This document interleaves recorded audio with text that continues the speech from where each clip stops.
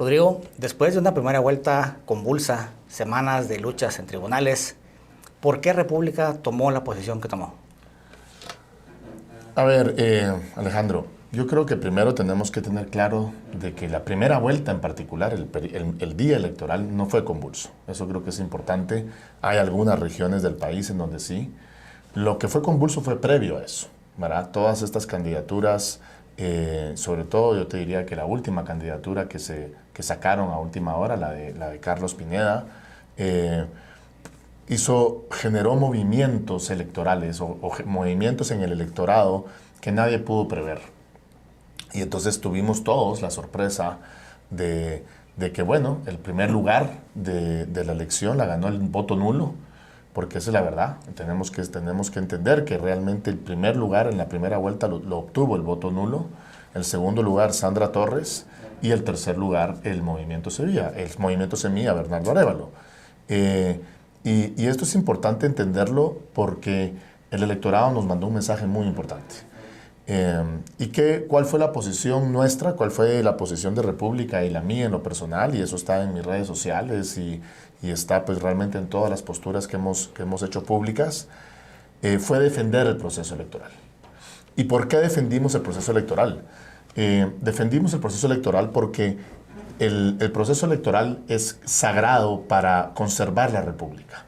E incluso cuando no te gustan los resultados. Y eso es muy importante entenderlo y muy importante valorarlo, porque cuando tú defiendes principios antes o por encima de los intereses, es cuando realmente construyes largo plazo. Y eso nos tocó hacer. Definitivamente podemos decir, yo puedo decirlo abiertamente, yo no voté ni por Sandra Torres ni por Bernardo Arévalo y jamás hubiera votado por ellos. Y no estaba yo, en lo personal, Rodrigo Arenas, mi corazón, no estaba contento con el resultado electoral.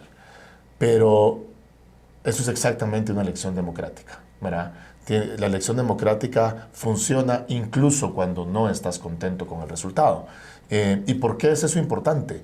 ¿Y por qué tenemos que entender como guatemaltecos que es sagrado el proceso electoral? Porque el proceso electoral es esa capacidad, es esa herramienta que tenemos los ciudadanos de los países, no de todos los países, hay países que no lo tienen, de elegir cada 4 años, en Guatemala es cada 4, en México es cada 6, en fin, pero es de elegir cada cierto periodo de tiempo y es tener la alternativa de despedir a tus gobernantes. O sea, eliges para despedir a tus gobernantes. Y si nosotros como guatemaltecos no protegemos el proceso electoral, entonces vamos a perder la capacidad de despedir a nuestros gobernantes. Y cuando tú pierdes esa capacidad, es cuando realmente te conviertes en lo que es hoy Venezuela, lo que es hoy Cuba, lo que es hoy Nicaragua, en lo que se está transformando hacia donde va, y todo apunta hacia donde va El Salvador. Y eso es muy peligroso. Y entonces, tanto República como tu servidor, nuestra posición fue defender principios. Defender los principios republicanos, los cuales incluyen la elección democrática en Guatemala cada 4 años. Nos guste o no nos gusten los resultados, ¿verdad? Y eso creo yo, porque al final del día, lo difícil, Alejandro, de tener principios es tener que vivir con ellos. ¿Es ahora el futuro? Pues mira, yo creo que el futuro tiene que seguir siendo exactamente el mismo, defender principios. Estamos a días de una segunda vuelta electoral, sabemos que hay gente, a ver, en primer lugar hay que entender algo, hay un proceso legal en contra de Semilla en este caso, que tiene que continuar, ¿verdad? Si Semilla cometió delitos, pues tiene que hacerse responsable de la comisión de esos delitos, lo dijo muy bien Almagro en su informe, ¿verdad? La investigación tiene que continuar y tenemos que ser los guatemaltecos respetuosos también de dicho proceso. Pero tiene que continuar protegiéndose el debido proceso. En este caso es el debido proceso no solo de los acusados, en este caso del partido Semilla y las personas que resulten acusadas, pero en este caso también es el debido proceso electoral, ¿verdad? Porque al final del día, aquí ya no estamos hablando de los impactos que puede tener solo hacia el partido Semilla, sino que también tenemos que ver los impactos que puede tener hacia el proceso electoral guatemalteco. La ley está bastante clara, según entiendo. Yo no soy abogado, pero la ley está bastante clara, según entiendo, y protege el proceso electoral. Y entonces lo que yo entiendo aquí es, nos va a tocar, pues literalmente, tragarnos al candidato que resulte electo el 20 de agosto, que no sabemos quién va a ser. Pero independientemente del que quede, nos guste o no nos guste, tenemos que respetar el proceso y tenemos que proteger la alternabilidad del poder al que tenemos que llegar el 14 de enero del 2024. Y la persona que resulte electa, pues tiene que tomar posesión, también nos guste o no nos guste. Y como guatemaltecos lo que nos tocará, y a nosotros como República y tu servidor como Rodrigo Arenas, pues seguiremos siendo oposición. Oposición ideológica, oposición de ideas. Nosotros sí creemos, hay ahorita, digamos, sobre todo uno de los candidatos habla de que su ideología es Guatemala. Es interesante porque uno de los candidatos dice que su ideología es Guatemala y el otro candidato se quiere alejar de la ideología de su partido, ¿verdad? Pero tenemos que entender algo, la ideología es la esencia de la política. La ideología no es una herramienta polarizante o polarizadora, nada más. O sea, obviamente los políticos lo han usado para eso, lamentablemente. Pero la ideología es la esencia de la política. La ideología es la brújula de los políticos. Si tú crees en una ideología, digamos, en este caso socialista, en donde tienes que anteponer siempre el bien común del derecho individual, tus decisiones como político siempre van a estar en esa línea. Tu esencia como político va a estar en esa línea. Pero si tú crees en el derecho individual y tú crees en que lo más importante y la minoría más pequeña del ser humano es el individuo, pues entonces tus decisiones y tus posiciones como político van a estar siempre en la línea de defender a la minoría más pequeña, al individuo. Y eso es una realidad. Eso es exactamente como el capitán del barco en que está en medio del océano y lo que tiene es una brújula y le dice cuál es el norte y él va hacia donde dice la brújula, punto. ¿Verdad? Pase lo que pase, las tormentas que sucedan, los vientos que soplen, un capitán con brújula pues sabe a dónde va. Un político con ideología sabe a dónde va. Un político sin ideología no tiene idea a dónde va. Y eso es igual de peligroso o probablemente hasta a veces más peligroso que un político socialista. Nosotros pues defendemos claramente la República, ¿verdad? La República defendemos, te diría, incluso más principios que ideas. Y los principios que defendemos son sagrados. Los principios que defendemos son los derechos humanos inalienables, que es la vida, la libertad y ese derecho sagrado que tenemos todos los seres humanos de ser dueños del fruto de nuestro trabajo. Y también tenemos que defender la igualdad ante la ley y tenemos que defender la separación e independencia de poderes. Esas cinco características, si nosotros como guatemaltecos logramos que Guatemala en algún momento de su historia empiece a implementar un sistema de gobierno dentro de esos cinco pilares, puedo garantizarte que entraríamos a un país en vías de desarrollo tanto social como económico. Hoy lo que nos tiene dando estos bandazos como país, porque tenemos cosas buenas, la estabilidad de nuestra moneda, la estabilidad macroeconómica, pero tenemos cosas muy malas. La educación de nuestros niños, el sistema de salud, y es por estos bandazos que damos como país, a veces cada 4 años, incluso dentro de los mismos gobiernos. Dentro de los mismos gobiernos tenemos unos bandazos que hacen que el país al final del día pues dé 2 pasos para adelante, 2 pasos para atrás, y el resultado sea quedarse en el mismo lugar. Y eso no funciona. El país no funciona para muchas personas. Para la gran mayoría de los guatemaltecos el país no funciona. Y sí tenemos que seguir trabajando como guatemaltecos y tenemos que seguir trabajando como ciudadanos y nosotros como medios de comunicación tenemos que seguir impulsando y empujando la construcción de este país que queremos que funcione para todos. Y este país que genere las oportunidades que los guatemaltecos necesitan. Y eso, pues para empezar, son principios republicanos. Eso lo ha demostrado la historia, lo han demostrado los países que han salido adelante. Y yo en lo personal también creo en la ideología, en la parte de la liberal clásica. Yo soy un liberal clásico en lo económico, bastante más conservador en lo social, pero al final del día yo me conformo con discutir con que los principios sean el marco en el cual jugamos, marcamos la cancha del juego. Después del 14 con Arévalo, pregunta. Pues a ver, después del 14 con Arévalo o después del 14 con Sandra, creo que nuestra posición tiene que ser exactamente la misma. Honestamente, tanto Sandra como Arévalo son de ideología socialista. ¿Quién de los dos sea más extremista? Honestamente no lo sé.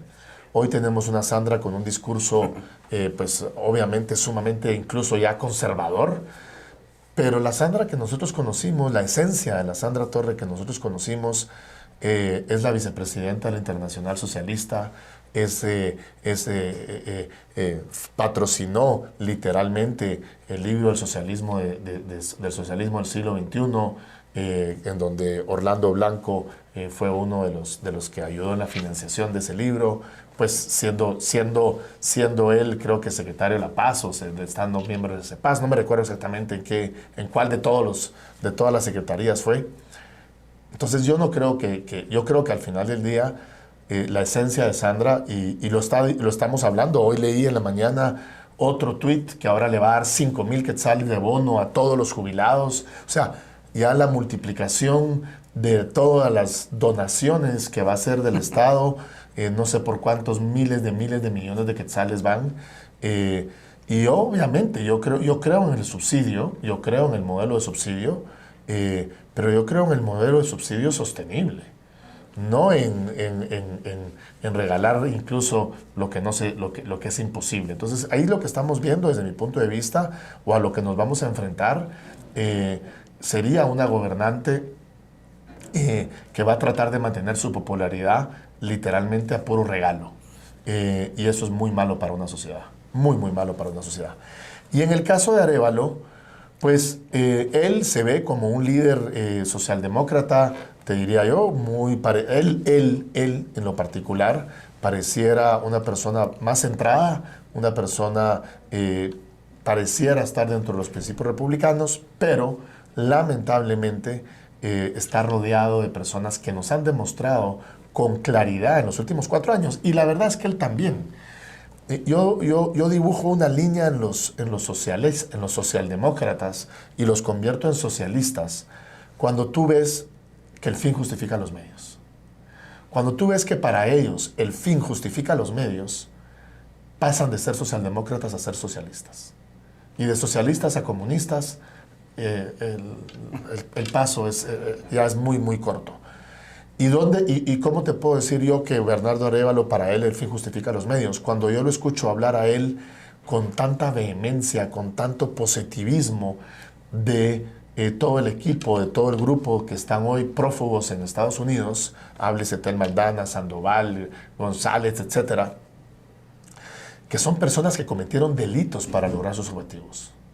Son personas que cometieron delitos para perseguir o lograr sus objetivos, su agenda. Para ellos el fin justificó los medios. Y si un líder presidencial no mira esa diferencia y cree que para él también los delitos que estas personas cometieron son justificables, entonces para mí esa persona deja de ser socialdemócrata, definitivamente deja de ser republicano y se convierte en socialista. Y hay algo bien importante ahí, Alejandro, y es que hay que entender que en los principios republicanos te caben socialdemócratas, te caben demócratas cristianos, te caben libertarios, liberales clásicos y conservadores. Eso es lo lindo del sistema republicano. El sistema republicano es un set de principios. Y fue el set de principios, por ejemplo, con el cual se desarrolló Estados Unidos.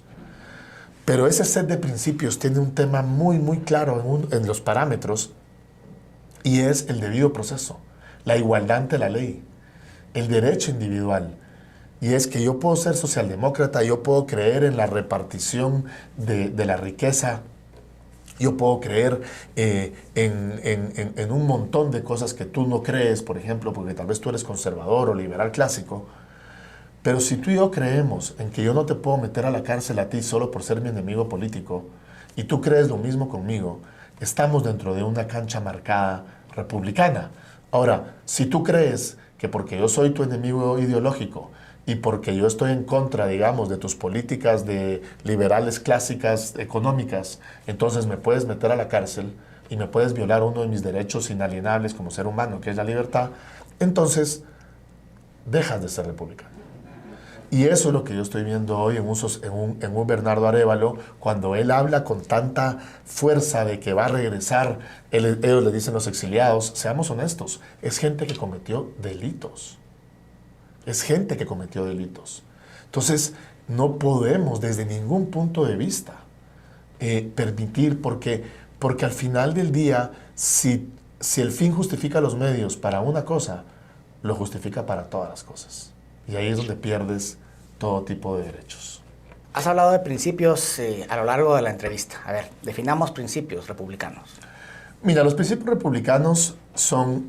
lo que dice la República es que el Estado tiene que organizarse principalmente para defender la vida, la libertad y el derecho sagrado que tienen los seres humanos de ser dueños del fruto de su trabajo. Háblese la propiedad. Pero la propiedad puede ser que yo utilice mi sueldo para irme de viaje, pero yo fui dueño de mi sueldo, no me lo quitó nadie, ¿verdad? No me dice el Estado cómo gastarme mi sueldo, yo decido cómo gastarme mi sueldo. Entonces, esos tres principios son fundamentales, porque cuando el Estado principalmente se organiza en defender esos tres derechos inalienables, que son los únicos tres derechos naturales del ser humano, que es tu derecho a vivir, tu derecho a ser libre. Claro, acuérdate que tu libertad termina donde empieza la mía, ¿verdad? Y el derecho que tienes a ser el dueño del fruto de tu trabajo, a gozar del esfuerzo, de los frutos de tu esfuerzo. Y como te digo, los puedes gozar con un departamento, los puedes gozar con una parcela, los puedes gozar con un carro, con un viaje, con lo que tú escojas. Pero al final del día, tú defines para qué quieres usar, para qué quieres. Entonces, esos tres principios son los principales. Y lo que pasa es que el Estado muchas veces está preocupado, por ejemplo, de defender tu orientación sexual antes de defender tu vida o tu libertad. Entonces, no te sirve de nada que esté defendiendo tu orientación sexual si no está defendiendo tu libertad. No te sirve de nada. Y esos tres pilares generalmente descansan sobre dos cimientos que para mí son transversales. Uno es la igualdad ante la ley. Y aquí hay algo importante, no es el Estado de Derecho. El Estado de Derecho es el resultado. Porque ¿qué pasa si solo hablas de Estado de Derecho? El Estado de Derecho, digamos, hoy Ortega o Bukele o Maduro pueden diseñar su Estado de Derecho y después ser implacables en la implementación. Pero las leyes no son iguales para todos, no fueron justas. Entonces, hay una fórmula que es muy sencilla, que es que para que una ley sea justa, tiene que ser universal e inclusiva con base en incentivos. Si tú haces una ley con base en privilegios, extractiva con base en privilegios, la ley no funciona. Entonces, no sirve de nada que el Estado la aplique.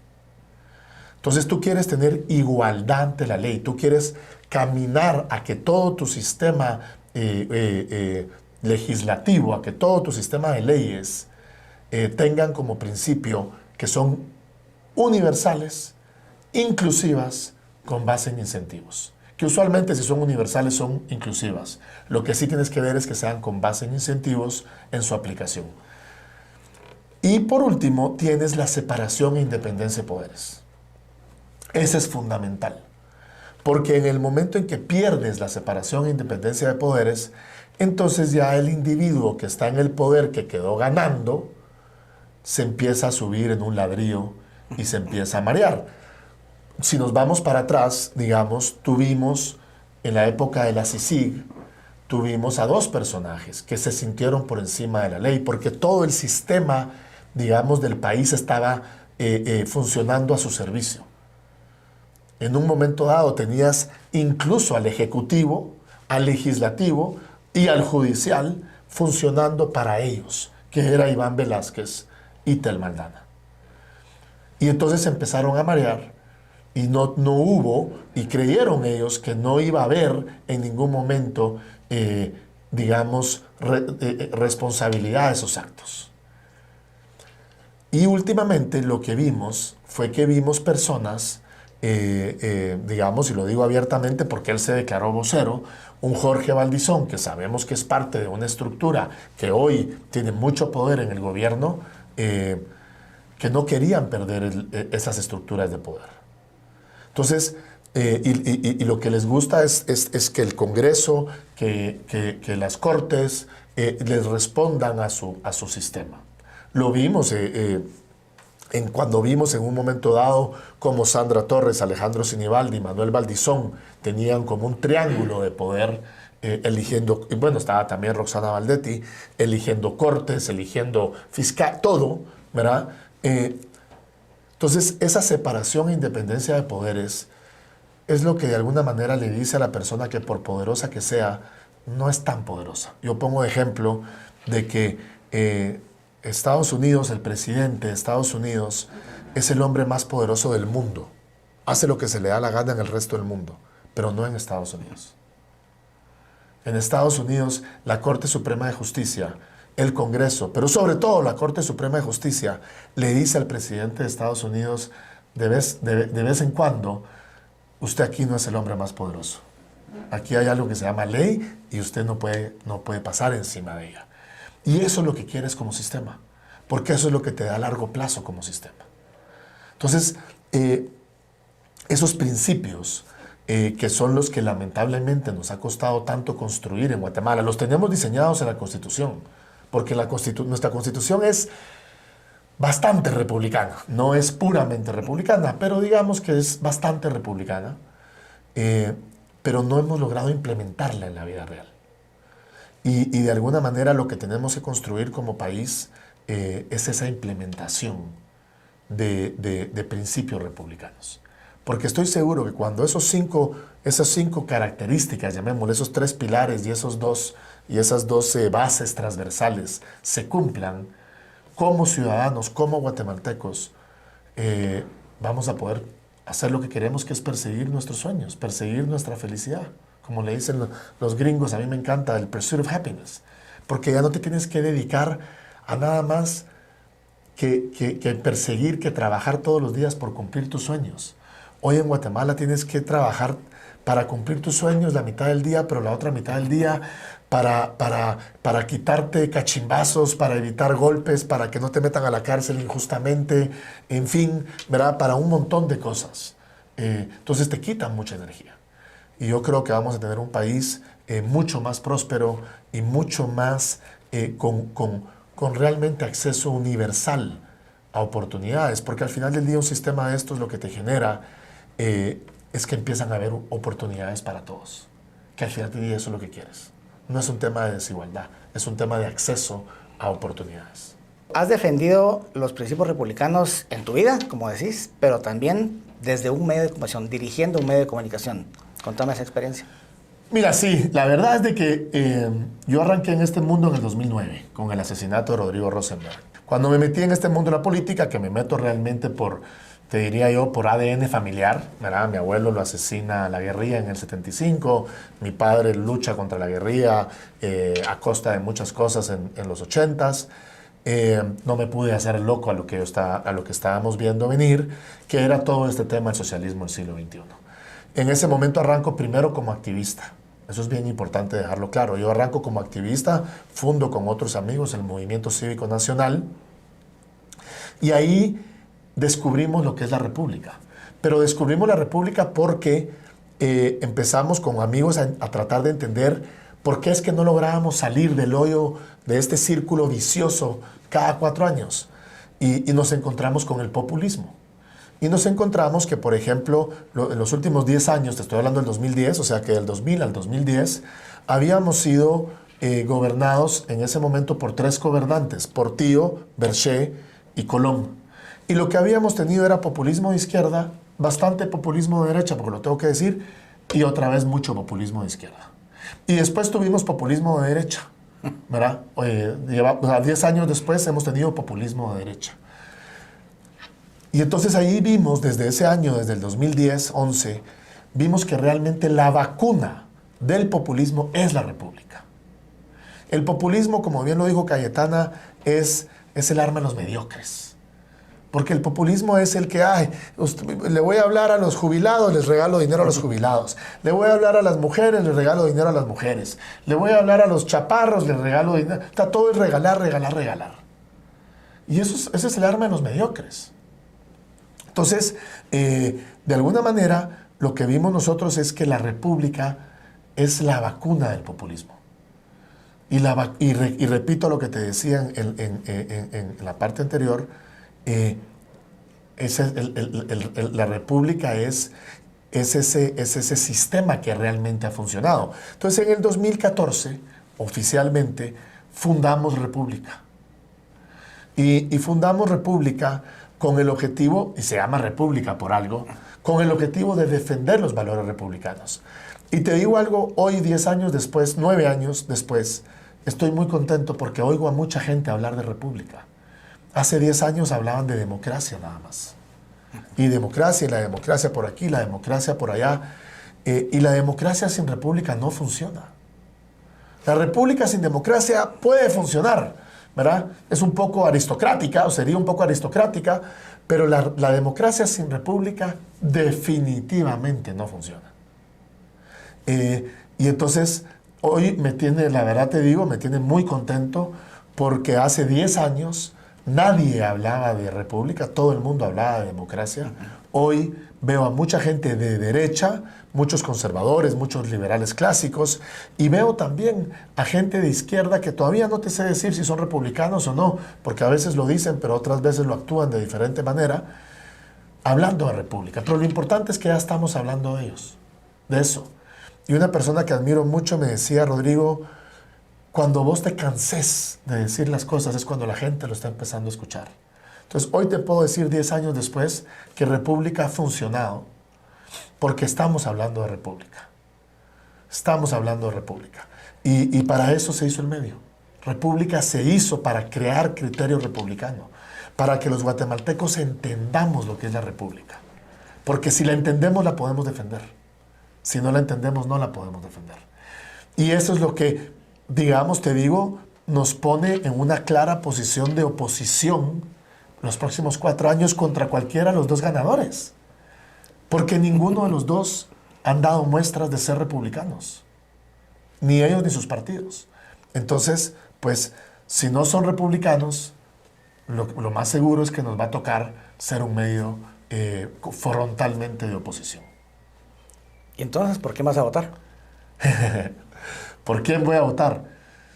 A ver, esa es una pregunta que me ha hecho mucha gente en los últimos días, en las últimas semanas, empezando por mi mamá. Yo, por principios, yo tengo que votar nulo. Yo no puedo votar por ninguno de los dos candidatos. Yo de la única manera que voy a dormir tranquilo, que voy a dormir en paz, es votando nulo. ¿Por qué? Porque si yo creo en la república, si yo creo en las ideas liberales clásicas y si yo creo en los principios republicanos, pues definitivamente no le puedo dar mi voto a ninguna de estas dos opciones que tenemos enfrente, porque ninguno de los dos los considero republicanos. Ninguno de los dos. A los dos los considero socialistas de diferente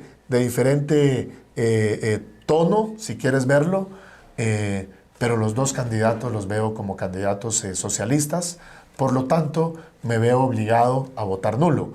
Ahora, eso no quiere decir que yo no vaya a respetar y a apoyar el proceso democrático, porque ese sí es un proceso democrático, y la institucionalidad democrática para que exista esta alternabilidad del poder y para que se defienda la voluntad del pueblo guatemalteco. Que independientemente que haya ganado el voto nulo, pues bueno, sí, pero no tenemos ninguna ley que diga que Juan Nulo puede tomar posesión. Por lo tanto, nos quedan el segundo y tercer lugar. Yo no voté por ellos y no voy a votar por ellos. Voy a votar nulo.